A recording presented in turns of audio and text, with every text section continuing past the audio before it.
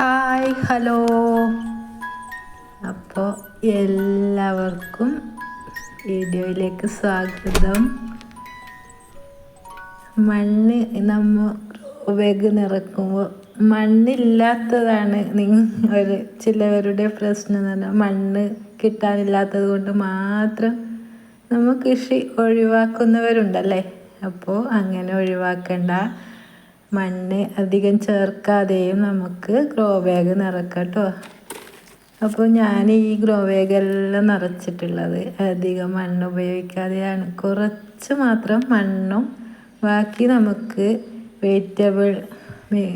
വെജിറ്റബിളിൻ്റെ നമ്മൾ കളയുന്ന പച്ചക്കറിയെല്ലാം മുറിച്ച് കളയുമ്പോൾ നമുക്ക് കളയുന്നുണ്ടല്ലോ, അതിൻ്റെ പറ്റിയതും അതൊക്കെയും.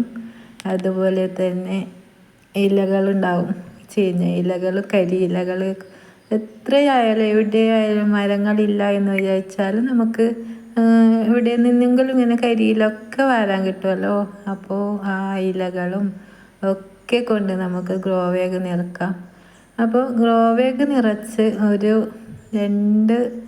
ഒരാഴ്ച 2 ആഴ്ച എന്തായാലും അങ്ങനെ വെച്ചിരിക്കുക. കുറേശ്ശെ വെള്ളം തെളിച്ച് അങ്ങനെ വെച്ച് അതൊന്ന് സെറ്റായി വന്നാൽ മാത്രം അതിൽ കൃഷി ചെയ്യാൻ തുടങ്ങാം. അപ്പോൾ എപ്പോഴും ഗ്രോ ബാഗ് ഒരു ചെടി നടാനാകുമ്പോൾ പോയി ഗ്രോ ബാഗ് നിറക്കരുത് നമ്മൾ. അപ്പോൾ ആ ഒരു ഗ്രോ ബാഗ് ഒന്ന് അതിലത്തെ മണ്ണും വളവും അതുപോലെ ബാക്കിയുള്ള നമ്മൾ ചേർക്കുന്ന ആ ഒരു മിശ്രിത ചാണകപ്പൊടിയാണെങ്കിലോ അതുപോലെ ബാക്കിയുള്ളതൊക്കെ മിക്സ് ആകാൻ കുറച്ച് സമയം എടുക്കും.